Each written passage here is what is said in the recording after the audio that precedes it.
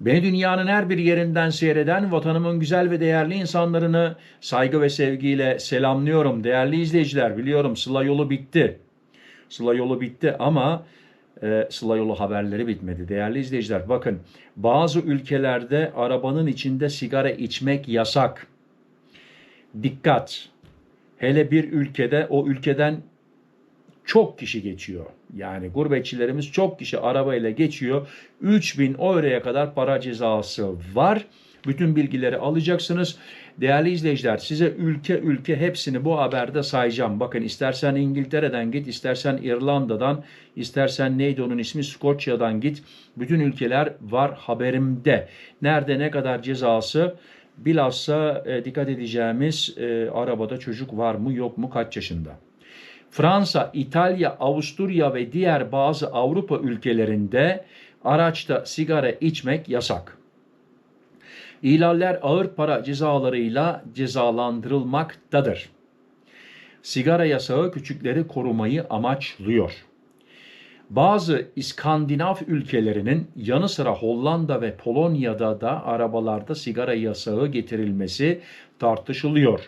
Ancak adak avukatlarının araştırmasına göre bu ülkelerde henüz somut bir düzenleme bulunmuyor.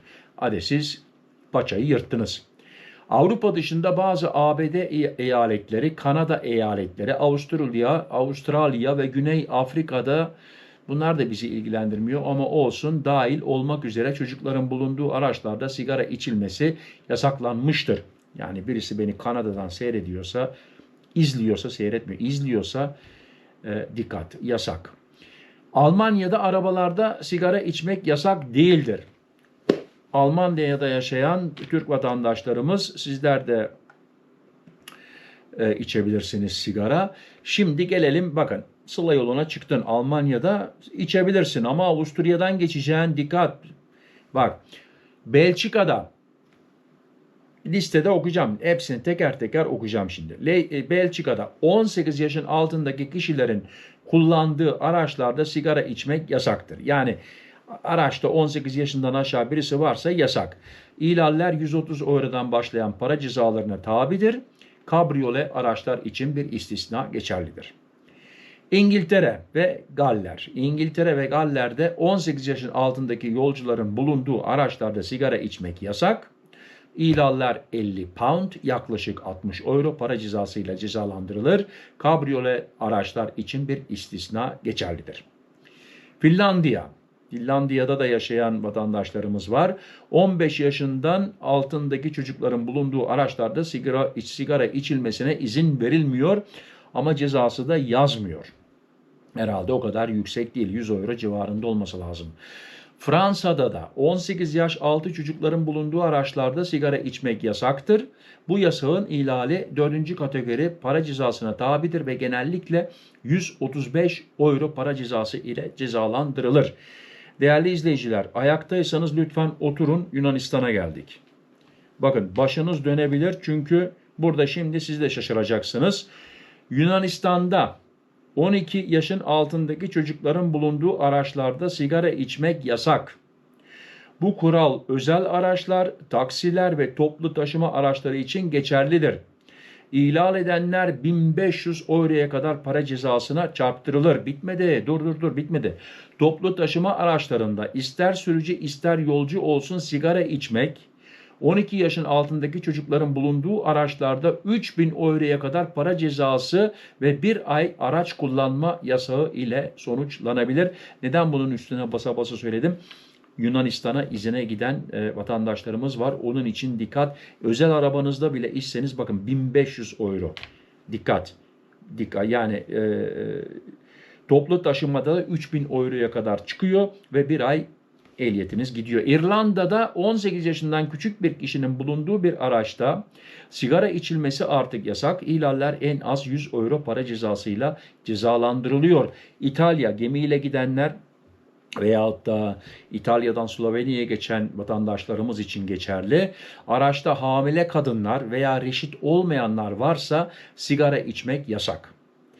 Hamile kadınlar veya 12 yaşın altındaki çocuklar için ceza 50 ile 500 euro arasında. Çok komik bir kanun yapmışlar burada. Değişmektedir. Bakın, çocuk 12 yaşından altındaysa 50 ile 500 euro, 12 ile 17 arasında oldu mu biraz provizyon veriyorlar. 25 ile 250 euro arasında değişmektedir. Benim için hiçbir şey fark etmiyor yani. Ha 13 yaşında olmuşsun, ha 11 yaşında olmuşsun, çocuk çocuktur. Çünkü onun vücudu kendini genişlettiriyor. Yani sigara dumanı onun için çok tehlikeli. Lüksemburg'da da oradan veya da geçen vatandaşlarımız var. 12 yaş altı çocukların bulunduğu özel araçlarda sigara içmek yasaktır. İhlaller 25 ile 250 euro arasında para cezasıyla cezalandırılır. Biraz sonra gene komik bir haber gelecek. Ona da gerçekten güldüm. Avusturya'da araçlarda 18 yaşından küçük en az bir kişi varsa sigara içmek yasaktır. İhlaller 100 euroya kadar İdari para cezasına tekrarlanan ihlallerde ise 1000 euroya kadar para cezasına tabidir. Yani Avusturya'da bir kere yakalanıp da sisteme sizi kayıt ederlerse tekrar yakalanırsanız değerli izleyiciler 1000 euro. Buna dikkat. İçmeyin. O zaman bir kere yakalanırsanız bir daha içmeyin. Slovenya'da 18 yaşın altındaki kişilerin bulunduğu araçlarda sigara içmek yasaktır. 250 euro para cezası uygulanır. İskoçya'da, burada şimdi komik bir şey geliyor. 18 yaşın altındaki kişilerin bulunduğu araçlarda artık sigara içilmesine izin verilmiyor. Sigara yasağı camlar veya tavan penceresi açık olsun ya da olmasın hem sürücü hem de tüm yolcular için geçerli. Yasağı ihlal edenler 100 pound, yaklaşık 120 euro yapıyor. Para cezasına çarptırılıyor. Elektronik sigaralar yasak değil. Ver elini gitsin, ondan sonra bol bol elektronik sigara içebilirsiniz İskoçya'da. Çek Cumhuriyeti'nde araçlarda genel bir sigara içme yasağı yoktur. Ancak tüm tek şeritli araçlarda sigara içmek yasaktır değerli izleyiciler. Motosiklet, moped, bisiklet sürücülerin araç kullanırken sigara içmeleri yasaktır. Motosikletle giderken kafalık var. Nasıl sigara içeceksin bilmiyorum ama herhalde var sigara içen. Onun da kanununu çıkarmışlar. Kıbrıs'ta 16 yaşından küçüklerin araçta seyahat ederken sigara içmesi yasaktır.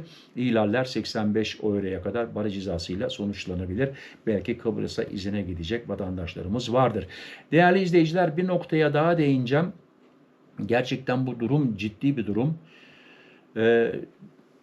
Bulgaristan sınırına geldiğiniz zaman bekliyorsunuz. Saatlerce bekliyorsunuz bazen. Tabii konvoy oluyor, mecbur bekliyoruz. Ne yapıyoruz değerli izleyiciler? Sigara içiyoruz, izmaritimizi dışarı atıyoruz. O arabaların aralarında geçen o bayanlar var, böyle gezenler, böyle bakıyorlar, böyle gezerken gülüyor böyle. Dikkat edin değerli izleyiciler. Onlar ceza yazıyor. İzmariti Bulgaristan sınırında camdan dışarı atarsanız cezası 20 euro. O 20 euroyu o bayana vereceğinize Türkiye'ye geçtikten sonra Edirne'de güzel bir dondurma yiyin. Çocuklarınızla beraber bence parayı daha iyi bir yere yatırmış olursunuz. Bulgaristan'da neden 20 euro ceza ödeyeceksiniz? Izmaritinizi yere attınız diye. Yani camdan atmayın.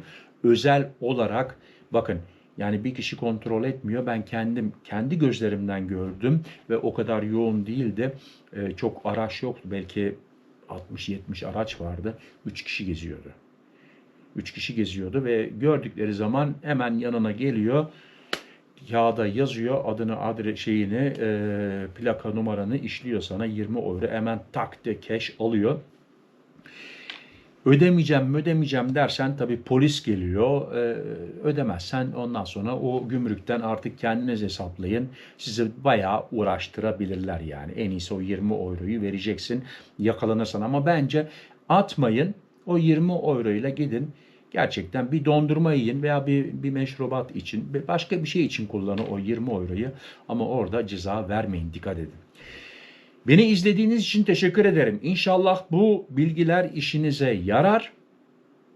Tabii sigara içmemek en iyisi, ama içen de var. Ben içene de anlayış gösteriyorum, içmeyene de anlayış gösteriyorum. Hepsine saygılıyım. Saygım sonsuzdur.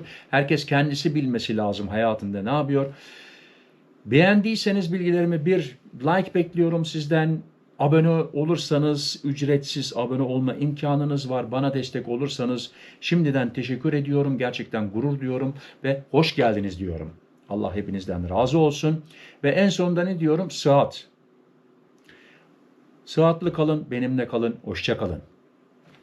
Murat.